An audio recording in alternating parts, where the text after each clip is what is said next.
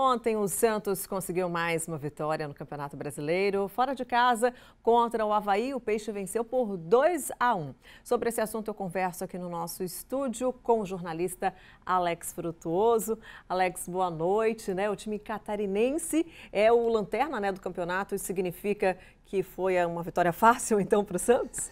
Boa noite, Valéria. Bem-vinda novamente ao SP Record. Não foi fácil, não. Aliás, foi surpreendentemente um jogo complicado para o time do Santos. Por quê?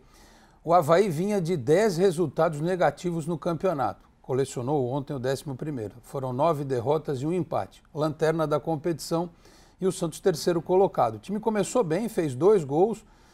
Logo no início da partida, aliás, um roteiro muito parecido com o da partida contra o Botafogo no final de semana na Vila Belmiro, gol do Sacha, gol do Marinho, e aí o time deu uma relaxada, tomou um gol do Avaí da metade para o final do primeiro tempo, a gente tem aí as imagens do jogo, e no segundo tempo o time sentiu, né, a pressão do adversário, num erro de passe no meio de campo.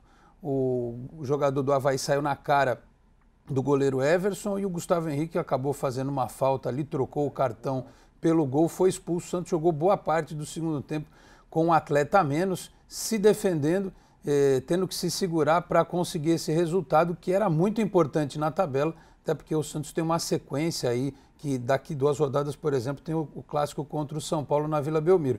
É aquela história, quando você pega um time desses numa situação muito complicada no campeonato, precisa fazer os 3 pontos, tem que ganhar, porque o objetivo realmente é ir mais à frente na tabela, mas pelo menos, apesar de não ter mostrado um futebol brilhante, o Santos conseguiu o resultado que era o mais importante.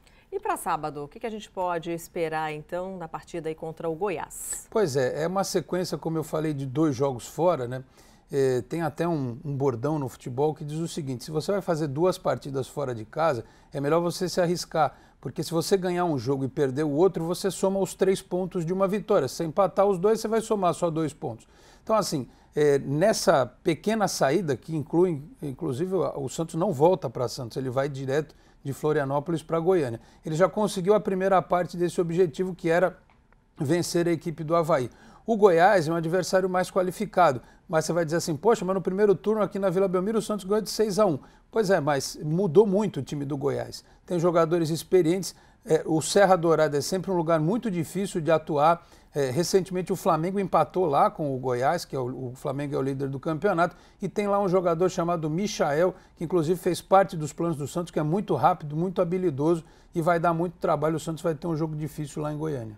Mas a gente pode dizer, Alex, que o Santos está praticamente classificado para a Libertadores? É muito difícil não estar na próxima Libertadores, inclusive nessa fase de grupos, né, para onde vão os 4 primeiros colocados. Sempre lembrando que se o Flamengo for campeão, abre uma vaga a mais pelo Campeonato Brasileiro. Com mais uma vitória, acho que o Santos encaminha essa condição de ficar entre os 4. Mas certamente com o confronto direto com o São Paulo, que é o 4º colocado, se conseguir abrir 9 pontos de vantagem para o 4º colocado daqui 2 rodadas, aí realmente acho que o caminho para a Libertadores de forma direta vai estar pavimentado. O Santos durante quase todo o campeonato ficou entre os 4 primeiros.